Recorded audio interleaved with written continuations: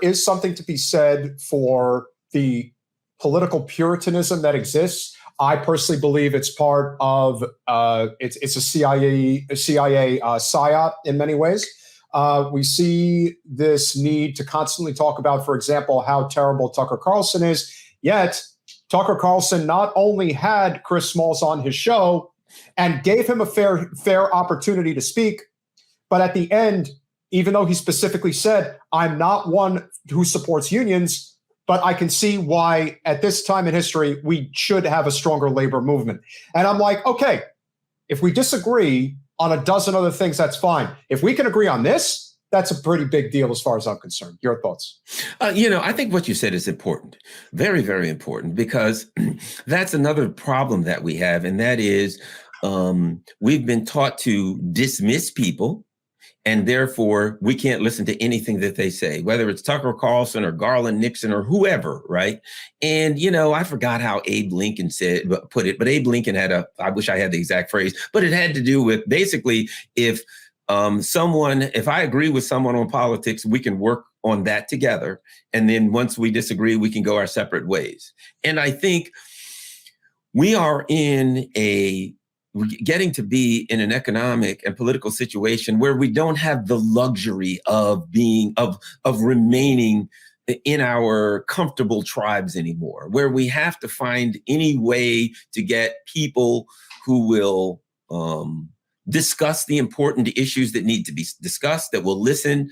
And we can't just summarily dismiss Tucker Carlson or anyone because I've been on Tucker Carlson's show several times. I've met him. He seemed like a nice guy. I disagree with him, on some, very significant issues. But you know what? If he'll bring on somebody who will say something, let's not have a nuclear war, great. I think it's a sad state of affairs. If you look at the numbers, Tucker Carlson now has like more Democrats watching him. Have you seen any of those numbers than like anybody on CNN or MSNBC? And it's not, to me, it's not that Tucker Carlson's wonderful. It's that there should be somewhere where at least the center or the left or the center left has some expression in the media. And now it's the corporatists, whatever you want to call them, neoliberals, I don't care what the terms are, have like completely absorbed the CNNs and MSNBCs of the world so much that someone who has a fairly progressive perspective, they just like hate their guts and won't allow them on. And it's like Morning Joe 24 hours a day. Yeah. People like to be in an echo chamber. That's the thing that is fascinating to me. I've gotten so much crap for shows I've gone on, guests I've had on. If it's not people that agree with them all the time, then they don't even think we should platform them. We shouldn't even talk to those people. And this is why we can't get anything done.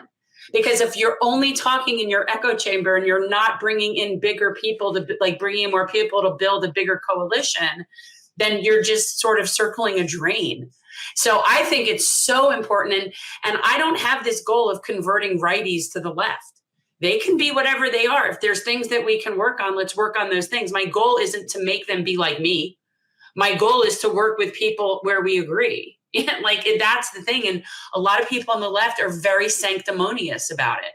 And we see that not just in like somebody like Hillary Clinton calling them deplorables, but there is this elitist mentality on the left that's very sanctimonious. And I think it turns a lot of people off. And I think that's how they end up finding people like Tucker Carlson and people that are, that's what pushing them to the right. Oh, yeah, I agree 100%. And what happens is your group gets smaller and smaller. My background was in law enforcement. And I remember when I used to teach I ran a police academy. And I used to tell officers, I'd say, look, let me tell you how it starts. It starts like this. We're the good guys and the citizens out there, we can't trust them. They're the bad guys. I said, then it turns to, yeah, our department is good, but the next department over there, I don't trust them. Then it becomes, our shift, we're great, but the guys on the other shift, I'm not so sure about. And after a while, it becomes, yeah, me and my partner, we're good, but the other people in our, in our district, until it's like, I'm not so sure about my partner anymore. I don't trust him. Your groups just get smaller. And if you notice, that's what's happening. The groups are getting smaller and smaller, and more devout, dogmatic, true believers in the smaller groups. And now you have this giant group of people out here that aren't into policy, don't know it, don't know which way to go, and they're just like easily led into something that's going to bring about their own economic demise. Thanks for watching.